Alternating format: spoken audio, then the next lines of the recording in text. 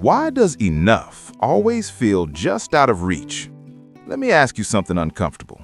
You work hard, you earn more than you used to, so why does it still feel like you're one emergency away from falling apart?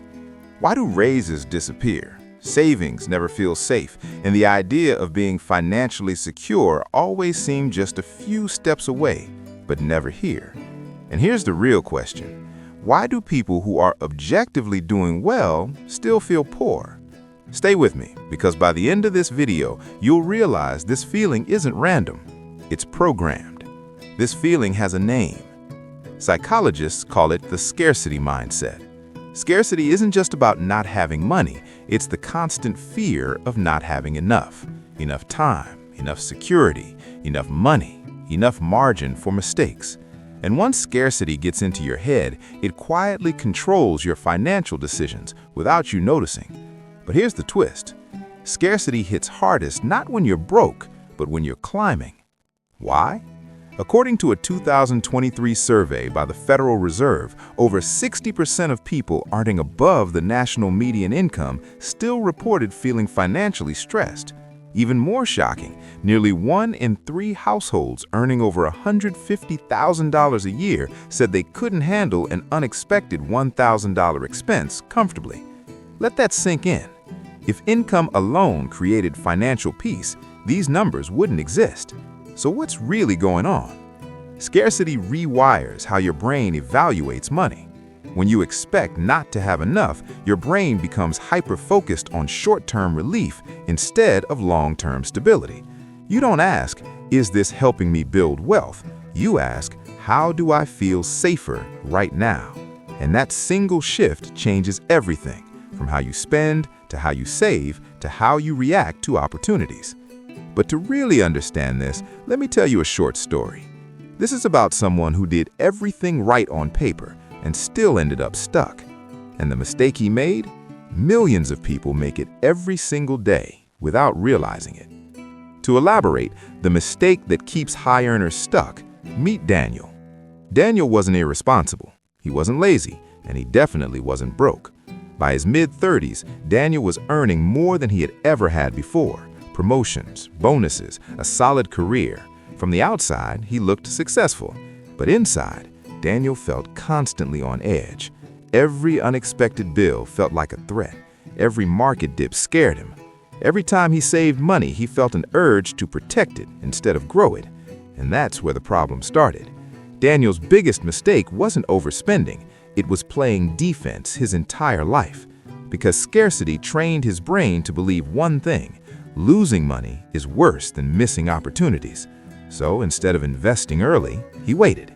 Instead of taking calculated risks, he hoarded cash. Instead of building assets, he chased security illusions, expensive insurance, constant upgrades, and just-in-case spending that felt safe but quietly drained him. And here's the scary part. Daniel thought he was being smart. Psychologists call this loss aversion. Studies show people feel the pain of losing money twice as strongly as the pleasure of gaining the same amount. Scarcity amplifies this effect. When your mind is stuck in not enough mode, every decision becomes fear-based. You don't think in terms of growth, you think in terms of survival. And survival thinking is expensive. But wait, why does this mindset stick even after income increases? Why doesn't earning more fix scarcity? Why do raises feel good for a few months and then disappear emotionally?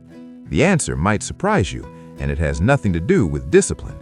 Research from Princeton University shows that once basic needs are met, income has diminishing emotional returns. Your brain adapts faster than your bank account. This is called hedonic adaptation, the psychological reason why more quickly becomes normal. So the moment your income rises, your expectations rise with it, and scarcity quietly moves the finish line. For Daniel, this meant one thing. 10 years passed, his income doubled, but his net worth barely moved. He wasn't reckless, he wasn't bad with money. He was trapped in a mindset designed to keep him feeling behind. And here's the uncomfortable truth. If this sounds familiar, it's not a coincidence. What if I told you this feeling of never enough isn't just psychological, it's engineered? Because if people ever felt satisfied, if they ever felt secure, entire industries would collapse. So scarcity isn't just something you fall into, it's something you're constantly pushed towards. But how? Let's start with comparison. Today, you don't compare yourself to your neighbors, you compare yourself to the top 1% of the internet. Social media shows you highlights, not reality. Vacations, cars, lifestyles, all framed as normal. Psychologists call this relative deprivation.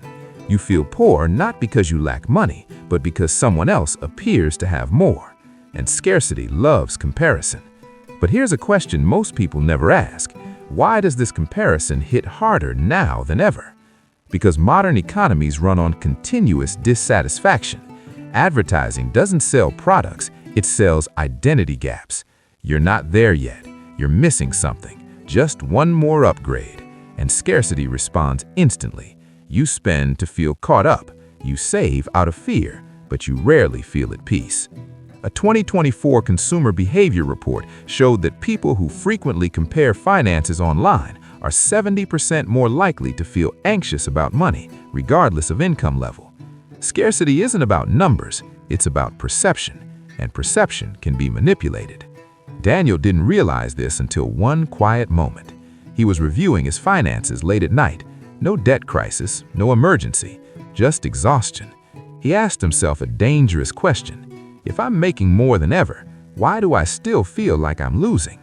That question changed everything, because once you see the trap, you can't unsee it. But awareness alone doesn't fix scarcity. So how do you break it? What actually shifts the mindset without pretending money doesn't matter? That's where most advice fails. But what is the shift that breaks scarcity? Most people try to escape scarcity by making more money. That's why it almost never works, because scarcity isn't an income problem, it's a reference problem. What matters isn't how much you have, it's what your brain compares it to. Change the reference, and the feeling changes. Here's the shift that changed everything for Daniel. He stopped asking, "Do I have enough money?" and started asking, "Do I have control?" Control over expenses, control over time, control over future choices. Scarcity hates control because control creates calm. Studies from behavioral economists show that perceived control reduces financial stress more than income increases. In other words, someone earning less but with predictability often feels richer than someone earning more without structure. Scarcity thrives in uncertainty. Certainty starves it. But here's the tricky part. Most people think control means restriction, less spending, less enjoyment, less life. What if it actually means the opposite? Daniel didn't slash his lifestyle, he simplified it. He automated decisions. He separated safety money from growth money. He defined what enough meant before emotions hijacked the moment. For the first time, money stopped shouting at him, and that silence was powerful. Here's the framework he used, and you can too. 1. Define your scarcity floor, the minimum you need to feel safe, not comfortable, not rich, safe. 2. Automate above the floor. Money that never touches emotion is money that grows. 3. Cap lifestyle upgrades intentionally, not to deprive yourself, but to prevent endless moving goalposts. This isn't budgeting, it's mental architecture.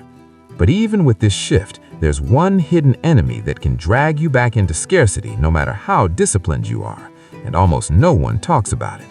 Even after people fix their spending, even after they earn more, even after they do everything right, scarcity still sneaks back in. Why? Because of one behavior almost everyone overlooks.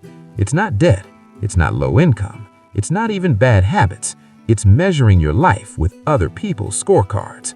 The moment you define success externally, scarcity becomes permanent.